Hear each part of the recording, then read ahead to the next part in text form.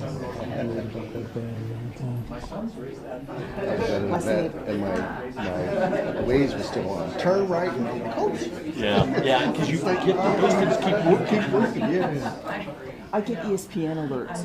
It's like doo doo doo doo doo. Yeah. So I'm at this wedding a couple weeks ago. Friend of mine got married. We married for 8 days. Who's house starts off just okay. Let's make sure you all turn your phones off. Halfway through front row. Oh yeah, because of this. Phone I goes think that's off. both come on. But I use this for the focus because it's really hard to focus like this. Can we move this a little bit? What's up, man? Tiny bit, so it's like a little bit more of a walkway.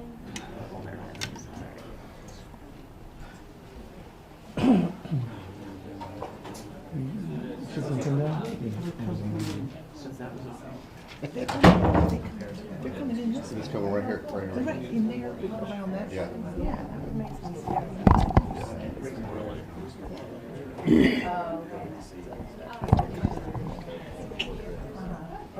Let's see what their Waze says. Right turn. Turn right. Turn right at the door. Come to the door. Turn. I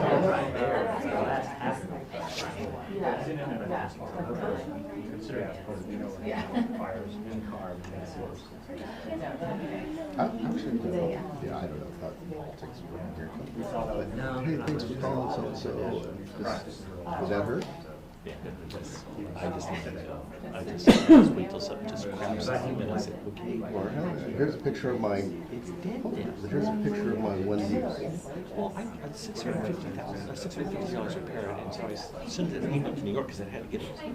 I said, this is a Mark 1. This is a 6-year-old body, okay? Do we really want to spend $650 on this? Don't we have the track and field coming here or something? I have no idea. Or is it Eugene? I think it's in Eugene. I think Oregon. they're still. Yeah, the Olympic trials. Olympic trials? Yeah. So. Then I'm going to bring it back to Sacramento. That's a Nike thing, I think. yeah. You know, and they just throw so much money at it that. Well, the field up at Eugene is beautiful. They're still, they had a pre-planned payment in Stanford, yeah, for one day, because it's still being, Eugene's still being renovated. Okay, so that's, it might be just here. But I don't know, if you guys qualify for the Olympics in Sacramento, as hot as it is, shouldn't you be all right pretty much anywhere in the world? Yeah. Like, if you can run fast there, you're probably going to be okay at Tokyo. That's just my theory, but, you know, maybe it's hot in Eugene. No, it's not. That's what I was thinking, yeah, it rains all the time. It's, I remember just downpouring one time. Remember Galbraith's picture up above when he was the only one who got it, everyone pulled out. I'll get down when. Oh yeah. Or you can just back up. Does that work? Yeah, that was better. Is that a picture? Yeah, absolutely. Just getting my back hurts, so Yeah, I know. I'll get down when they roll through the door. he hadn't gotten here yet. He said, I need you to find Yeah, I got big hair, sorry. It helps to be short. And I said, the only thing I could think Oh, you didn't even know I was down here. I'm tall and I got curly hair. And then I had to get permission from people who do it. That's how it was.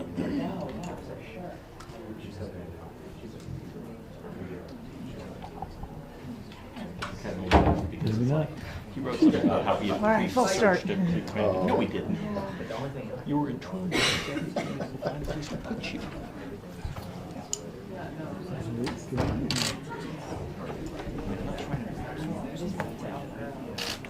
We really like it.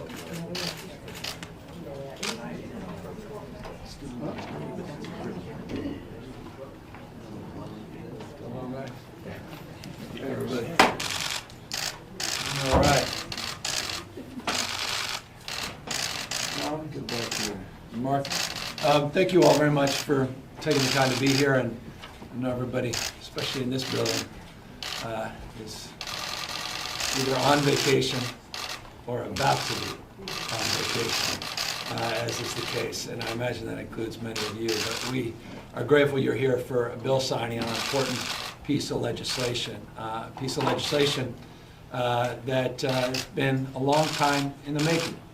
like there's some mythology that the bill itself just came out of thin air a few weeks ago with a short timeline and a quick desire to get it to my desk on this very day, when in fact this was a process that unfolded over the course of arguably 2 or 3 years, going back to previous legislative sessions, going back to previous administration, going back to a series of initiatives and efforts that have been underway before I even got here.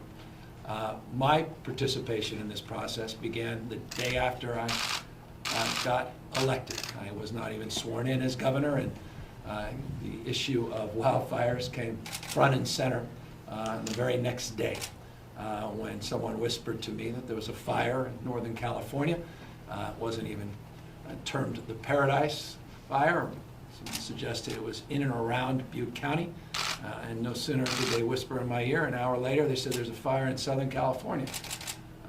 And we immediately had to come to grips with that reality. It wasn't a new reality, by no stretch of the imagination. We've been experiencing historic wildfires for a number of years in the state, but none of us realized at that moment the severity of what was in front of us over the course of the next few days, weeks, months, and now through the recovery process, years. So this issue, we were sobered by that immediate experience, that reality, and we got to work. I was pleased to be sworn in. No sooner than I was sworn in, I went up to Placer County. I made a series of announcements with the two gentlemen you see to my left, your right, and talked about getting serious about making the kind of investments we need to make to prevent these wildfires, mitigate the damage, the lives lost, and make sure we're more responsive and we can prepare for more comprehensive suppression strategies. We committed in a budget in January to do just that. In the course of the next few months, we put together a strike team, and we organized in a very deliberative manner a series of executive orders to move quickly and expeditiously on wildfire mitigation strategies, on fuels management, vegetation management, and we met a series of deadlines that included the creation of a work group led by my chief of staff, Ann O'Leary, and my deputy, Ana Montesantos, where we went out and we said, you know what, we've got to stabilize a utility system that includes not only one bankrupt investor-owned utility, but the prospects of the other 2 large investor-owned utilities potentially following suit. We went out and hired 2 renowned experts in the field, 2 organizations, O'Melveny and Guggenheim, to advise us, experts in bankruptcy and finance, and we organized a team that included a number of people that had participated in previous efforts, the 901 process, and had expertise in this field. We made a series of announcements, including an hour presentation at OES, where we laid out 3 strategies for consideration for the legislature. There was some critique at the time. Why not prescribe a solution, some said, some wrote. And we said we needed to gestate these alternatives. We want to give people an opportunity, the press to understand it, the public to understand it, the legislature to consider these alternatives. We had a 901 commission concurrently that was engaging the public in a very deliberative manner that also was moving forward on a fast-tracked timeline. All of that over the course of the last 6 months. That led up to legislation that was drafted through the process of a dialogue that included the public, experts, and, as many voices that wanted to engage in the legislature. Hundreds and hundreds of hours, hundreds and hundreds of meetings, legislation submitted in a timeline that was important. If for no other reason than we are on a recess and we are in the middle of our wildfire season.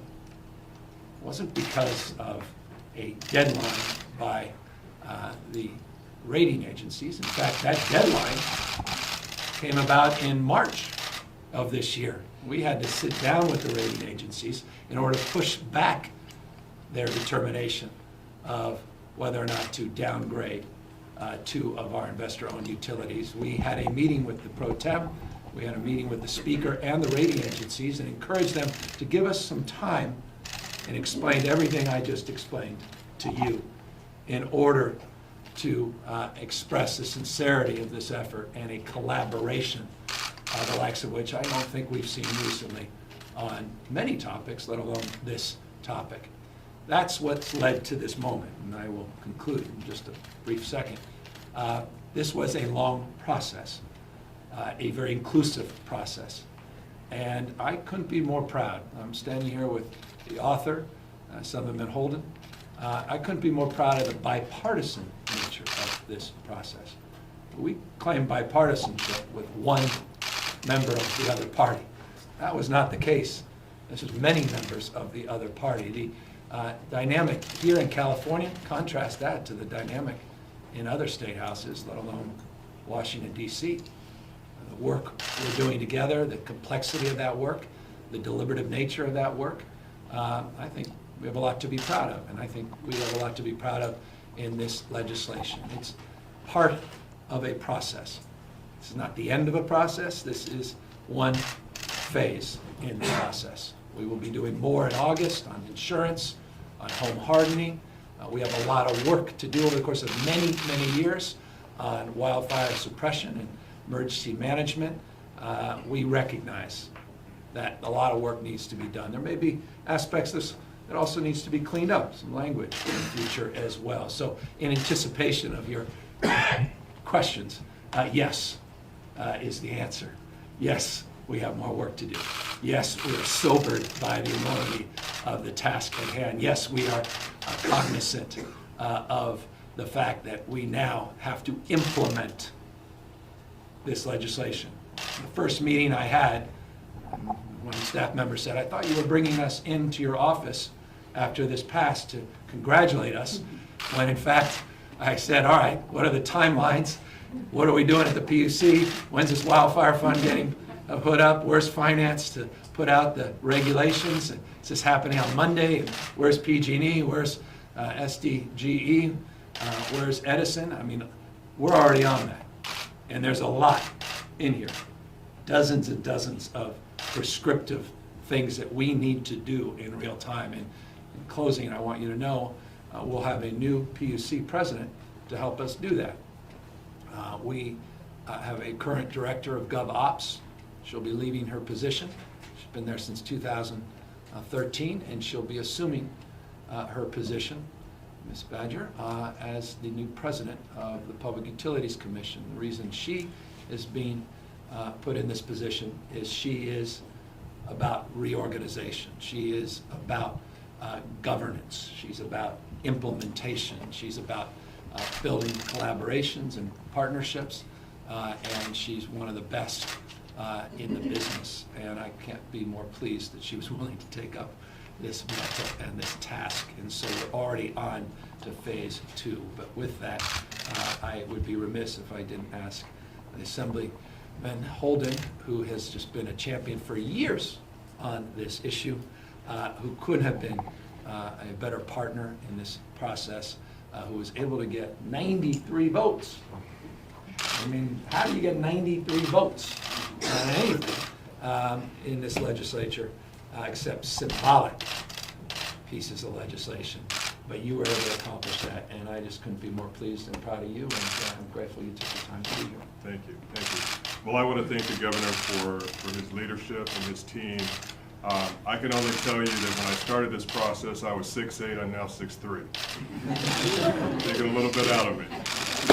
But it's been a really engaging process because we wanted to make sure that over the last 3 years, as the governor has outlined, all of the important policies that we've been working on, that how they've been given life in this bill, 1054. And we had to bring members together to be able to show how a wildfire fund would work. The importance of having 2 different types of funds in place.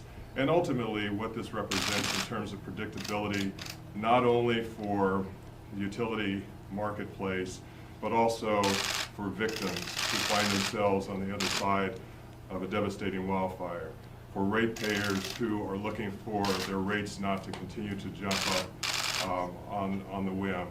And so I just thank the governor, I thank my speaker, Anthony Rendon, our staff, who worked incredibly hard to bring a lot of the issues that we thought were important to integrate into this bill, to make sure that we were addressing areas that we thought were important.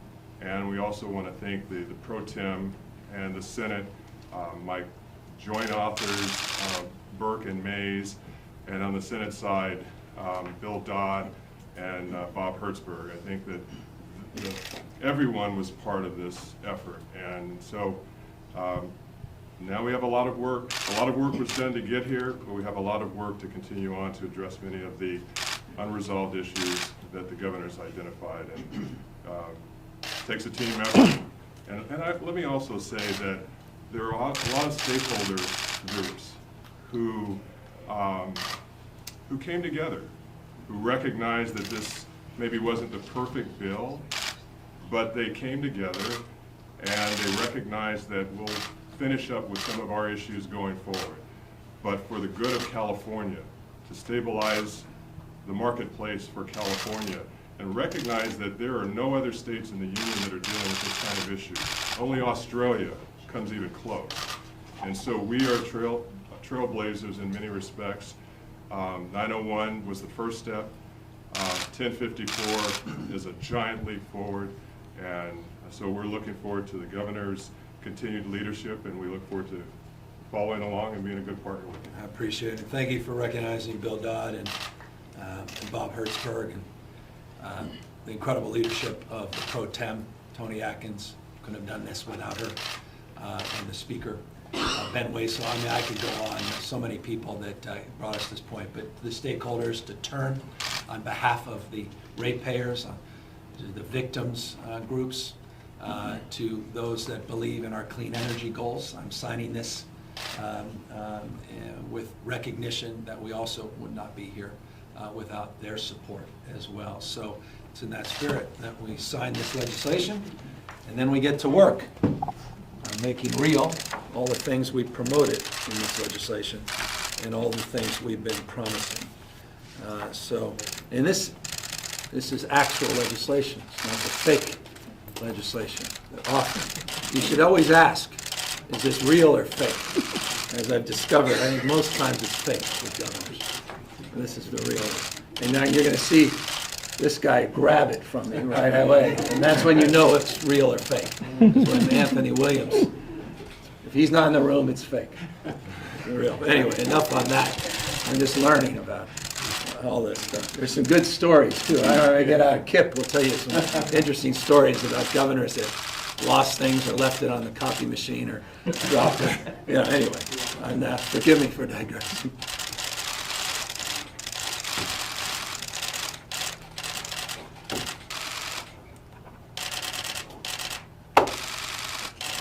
Now law in California. Grateful to everybody's hard work. Thank you, sir. Appreciate it. Thank you, everybody. Questions? Of course. You yesterday fired the head of Dogger, and your office said that you were unaware of the rise in fracking Is permits. it possible, because I look forward to having that conversation, and look forward to many topics, just out of respect to the three folks behind me, because I'll let them go.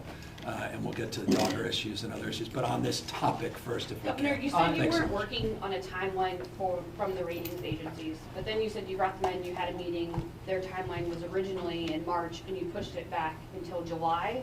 So were you trying to hit that or not?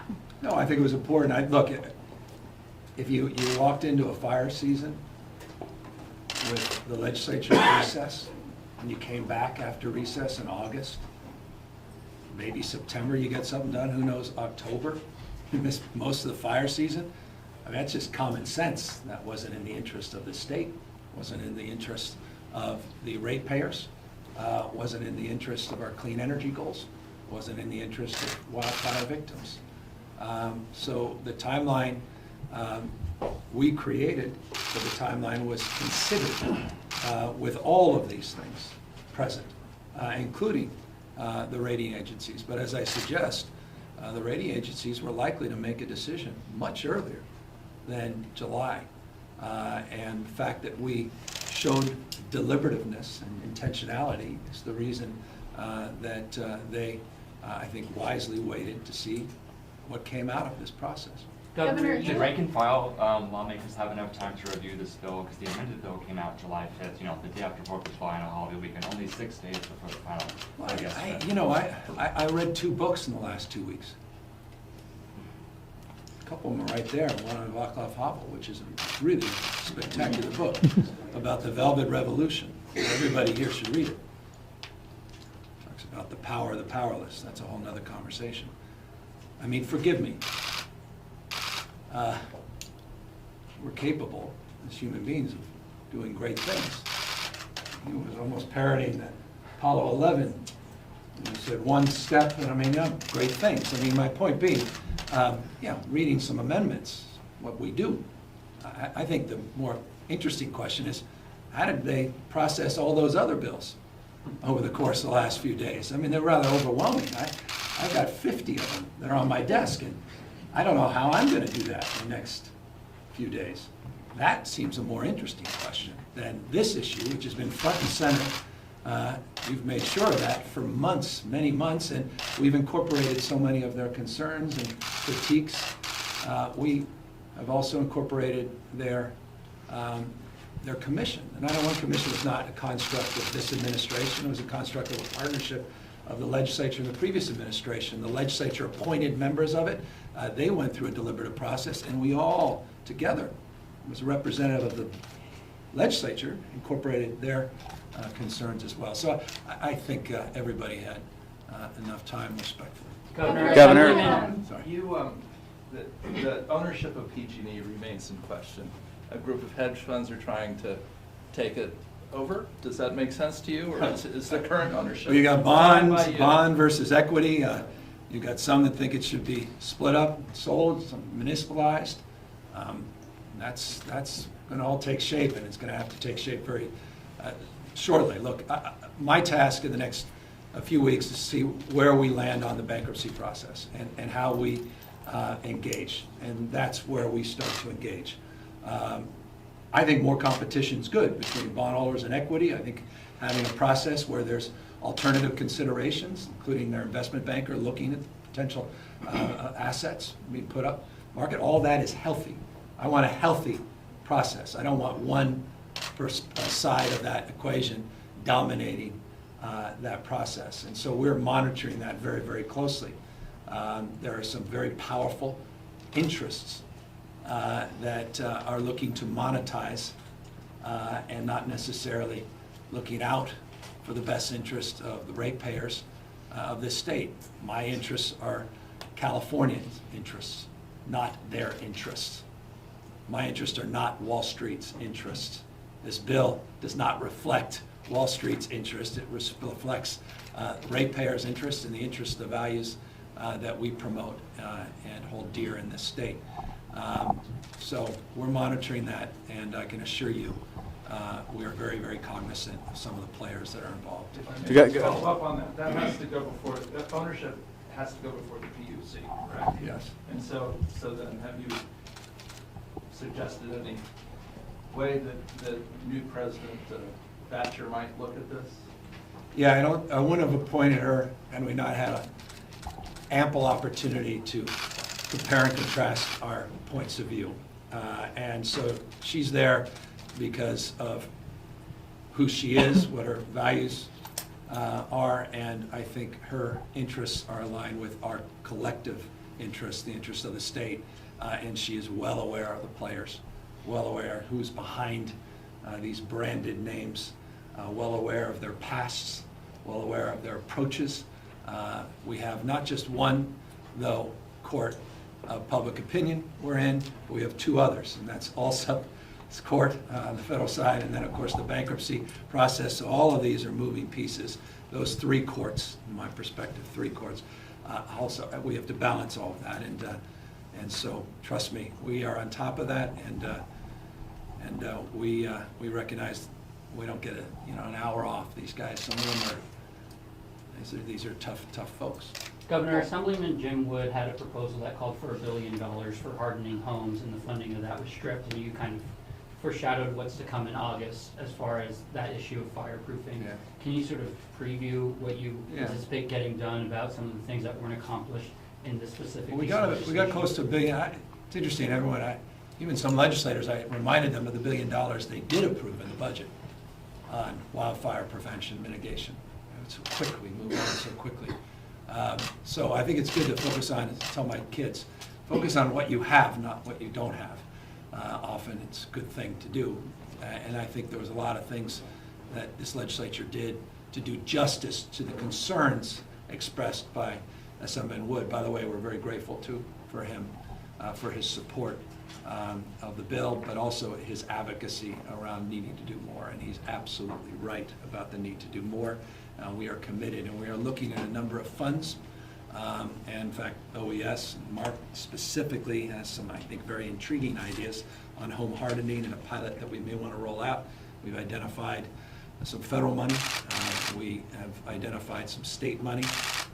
And we are working not only with Assemblyman Wood, but there are a number of other legislative leaders, Hannah Beth Jackson, Mr. Stern, and others that want to see those same investments made. And we are committed to doing a lot more on home hardening in the future. Governor, several Democrats from the Bay Area voted against this measure, saying it would make it harder to create public utility companies.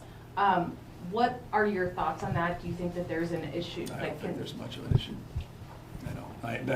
It's ironic. I mean, I think some of the things in 901 made it harder. I don't know that they're aware of that. Some of those same people supported 901. So you may want to ask them about that. Governor, did you read the Wall Street Journal article on PG&E and? Yeah, I felt like I read that before. Everyone brought that in, blockbuster. Maybe I just paid too much attention to PG&E. I mean, nothing about that surprised me. I mean, I thought that could have been a San Bruno pipeline report. I mean, they've been consistently bad actors, period, full stop. I mean, we've been very critical. Look at our comments, look at our approach to how we, what we just signed. I mean, this was, and what is PG&E? I mean, I think this is the fourth CEO that I've personally had contact with over the course of my short political career. And so we gotta hold them to account. They got a lot of work to do. They don't get to participate in this fund unless they go through a series of steps. Most importantly, they've got to sit down and make a deal with these victims. I mean, it's been 1,400 days. Some of these victims haven't been compensated. You don't walk away sitting down with these victims without a tear in your eye. This is serious. That's their number one priority. Number 1A is hardening their system, making sure we're safe. And they're doing justice to their rhetoric and fulfilling the mandate now in this bill. $5 billion of investments without any return on those investments, and having to go through certification processes before they can even engage in some of the fund's benefits. So we want to see that happen, and we hope their board of directors is moving quickly. I think they may even be meeting today, and we'll be monitoring that, and we expect that they will be, they will take very seriously the tenets of not only this bill, but their own rhetoric on safety. Governor, what's your final solution to this problem, or is there just going to be a series of bills and Band-Aids over the next year, 18 months, 5 years? I don't know about Band-Aids. I mean, look, it's taken, well, I don't know. I mean, it hasn't taken us by surprise, climate change. Hot's getting hotter, dry's getting drier, wet's getting wetter. But that new reality has forced us to adapt, and we're adapting. I mean, but I just sent a letter to a number of key United States senators making the point they've been making dramatic cuts. The Trump administration and their concurrence made dramatic cuts in federal forest management. You can't make that up. they're actually making things worse, not better. So we have a lot of work to do. And roughly 57, almost 60% of the forests out there are not state forests or private, they're federal. We can't do this alone. So it's a series of steps, but the federal government needs to participate. Private individuals need to do more home hardening. They need to do more on defensible spaces. Obviously, the IOUs need to do their part. We need to do our part through CAL FIRE and Office of Emergency Service. But it will take years to work through this. But we've renewed with a different vigor than we have in the past. But know that Band-Aid suggests something more limited than, I think, intentionality, deliberativeness, leaning into the future, not reacting. I think we're leaning in. Governor, what's your reaction to a federal judge's probing of PG&E's political spending in California and specifically to your campaign? I think it's great. I think all of that's important. They've recently, the judge ordered PG&E to issue Well a aware, response. I think it's very encouraging. I think it's all positive and all should be done. Have you, just a follow-up, have you reconsidered giving the money back to PG&E that they contributed to your campaign? No, my actions, if the suggestion is somehow contributions have changed actions, look what I just passed, look what I just signed, look at my rhetoric over the last 4 years. And based on that, should folks be skeptical then of bills that are holding folks like PG&E accountable? I don't have I've been doing this 20 years. People can look at my record and look at our actions. This is trying to make something that doesn't exist, with all due respect. Do you have any indication that the utilities are going to sign onto the plan and whether rating agencies are going to hold off on We'll know in downgrades? 15 days, starting 15 minutes ago. Do you have anything as of right now? Well, that's, I don't want to speculate, but we wouldn't have gone through this process if we didn't believe that. And so I'm very hopeful, and I expect they will. But they haven't indicated that they would. In the last 15 minutes, I haven't had the opportunity to make that inquiry. Can I go back to Dogger? Hold on. Anyone else? Because we got these guys. He shouldn't be here. Everyone else is gone. Poor. You all right? You want to listen to all this other stuff? No, not really. Yeah, I know. You have any questions for Holder? Just one more quick question. So is it possible to address inverse condemnation next year, perhaps? I mean, anything's possible, but we made a determination that this was the best path. And we live in real time. It's iterative. This is not fixed. This is not it. Next week, who knows what happens next week? We got ice raids this weekend, or not. A census on the go, or not. We're zigging and zagging in this country with what's going on federally, and you got the earth shaking. I mean, it may require amendments, it may require new approaches to all of this. So I don't mean to be flippant, I mean to be quite sincere. We'll be prepared for anything, but that's not on the current agenda, to be explicit. The Trump administration, as of last updates, owes $9 million for local fire departments through OES. Oh, Have you yeah. had any conversations with the president on that, or any updates on that front of reimbursing these local fire departments? You have any more? We are making progress with the U.S. Forest Service and USDA in addressing that issue, and should be resolved hopefully here within the next week or so. Yeah. And we're pleased that the President provided that emergency declaration on Ridgecrest. He's been consistent. Every request we've made, the President has signed, and we're grateful to him. Can I let you go? We'll let these guys go, and then we'll take Yeah, you guys, other you guys. questions. The last thing you want to do is stand here with me. I get it. All right. Left alone, I'm asked the following question. So yesterday, you directed the firing Dr. of the state oil and gas supervisor, and your office, your chief of staff said that you were unaware of the rapid increase in fracking permits this year. So my question is, one, you told the Los Angeles Times in I think April that you were not going to exercise passivity around oil and gas No, we permitting. haven't. So what communications have you had with them on fracking, and how did you not know? Well, there are a lot of things that unfortunately come to your attention with a government as large as ours. And forgive me, I haven't been here 6 years. I haven't even been here a full year. I've barely been here 6 months, and we're still working to build out our team. We've accomplished an extraordinary amount in a very short period of time, and just went through Herculean effort, passing a budget, and again, moving this effort today forward. I don't think anyone that was paying attention, including individual that's no longer there, is unaware of my position on fracking. I've been very explicit about it. The fact that they did not exercise consistency with that is one of the reasons he's not there. And you'll be seeing a series of announcements as it relates to new leadership there. But there was other reasons. There were conflicts that came to our attention. And those conflicts were real and very concerning. On the broader issue, I want, and I hope you'll note, in the budget we just passed, we included a study on transition from fossil fuels to low carbon alternatives. That study was supported by the legislature in the budget, and that was all about looking at it from supply and demand perspective. And so that was significant.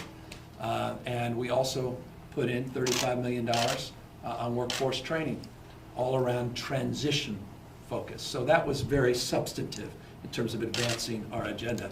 But as it relates to advancing our review of every single department within an agency, that is ongoing. I can assure you there are probably a few dozen more changes I'll be making across agencies and departments. Governor, are you imposing a moratorium on fracking? You can't do that unilaterally.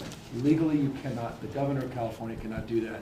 I've explored that during my transition, and I was very solicitous of making that determination. What we have done is we've fired the person responsible for signing those permits at Dogger, and I'll be appointing a replacement that shares my values, not the values that were expressed in his actions. Fracking is still legal in California, so what did he do that was improper by signing these permits? Well,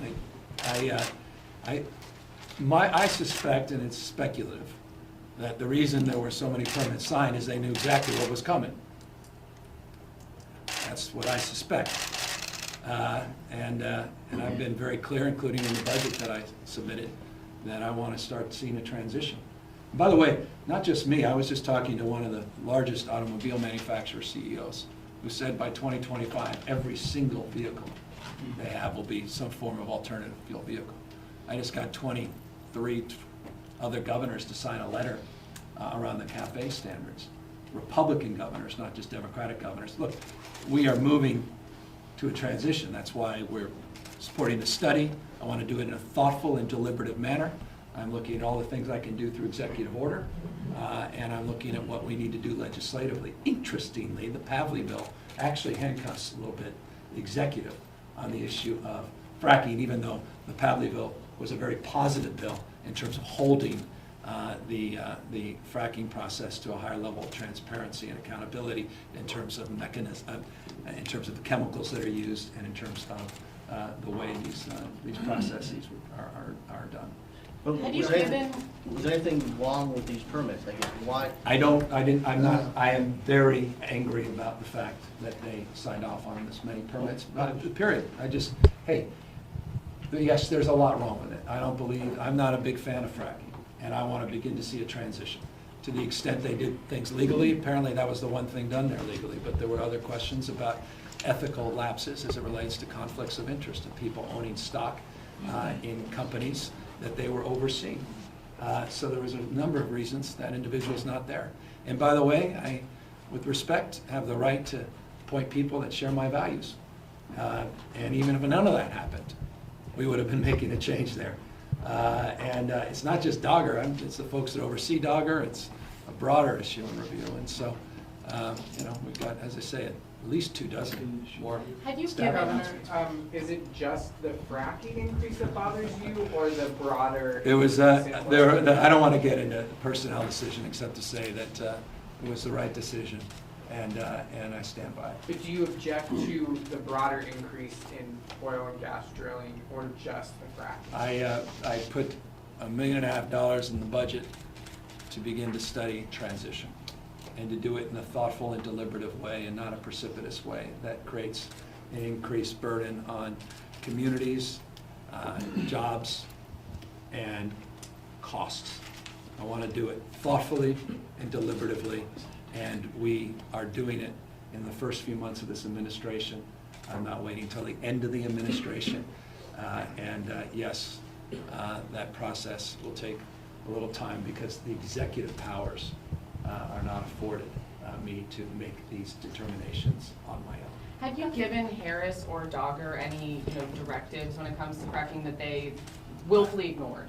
Or was it more just they? I'm not going to say anything more except what I just said. I'm not satisfied what's been happening there. I'm not satisfied by the conflict and the legitimate concerns that were raised, the ethical issues, and so I made a decision that I had the right to make, and I'll be appointing someone that shares not only my values, but I think the values that are represented in the majority of Californians as it relates to. One more over here for Dan. If oil's not pulled out of the ground in California, wouldn't it just be It's pulled? imported. Thank you, Jerry. Wouldn't it Yeah. just be pulled out of the ground from Somewhere else that doesn't have the ring? Right, I get all yes. that, but that's why we're doing it a thoughtful, deliberate way. And forgive me, I know some people just want to just turn things off and not deal with the consequences, and and I get that. But you can't do that. I mean, if you can do that, I presume I can't do that. It can be done, but it requires consent. But there's consequence to that, and so that's why I want to study this. And it's not a study to delay things. That's my first budget. It's a priority. It's a priority I expressed on the campaign trail. It's a priority we're delivering on, and we're gonna get the facts, and we're gonna try to understand that. Look, I've gotten more briefings on the nuances of the chemicals used in our fracking process, only to learn that they're also used in the oil extraction process. And if you can exclude them on the fracking, why aren't you excluding them on the oil extraction process? I've gotten very detailed, and don't stand so close, you're making me nervous. That's my staff who wants me to shut up. I'm not being dismissive. We have time for one more question. You got something to do? You got something to do? No, I'm good. Thank you. No, because this is really important stuff. We've said from the beginning, we want to start to move in a very deliberative way towards a transition. The question is how to do that. Some people seem to know how, and that is just shut everything down, but then you have to deal with that consequence, that you will be importing more. And until you change behavior or create alternative means to move around, which we're committed to, I think you have to be thoughtful about this, forgive me.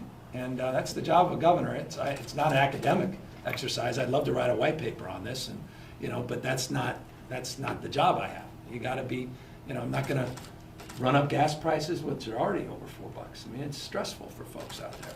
I want to get to that 5 million electric vehicles and moving forward on this CAFE standards. We're pushing the envelope, getting more governors involved. I've been making calls to all these automobile manufacturers, say come on board, regardless of what the Trump administration does next month when you run in for another press conference, saying the Trump administration's now filed that lawsuit, trying to strip away our capacity to run the table in terms of our national standards. So fracking is one part of this equation, but transitioning is the other, and let's do it right. And we're going to move quickly on that, and Dogger's a big part of that, and there's going to be change, and it's going to be reflected in the new person. The values that I've not only talked about today, but have talked about over the course of many, many years. Any? Are you going to sign Katie's bill? Which one's that one?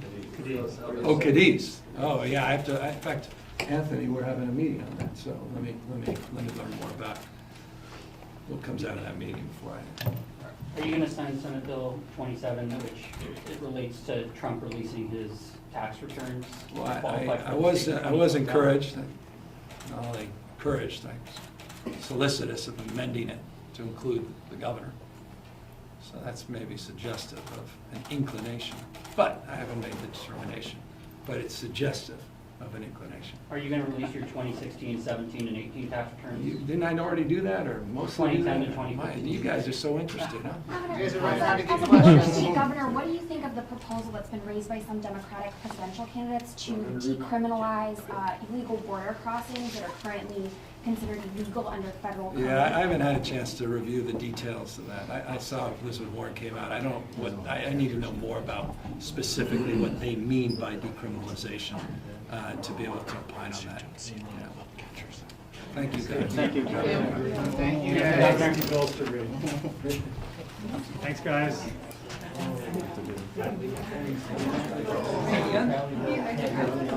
Before I get out of here, let's do this. Did you find out, Katie?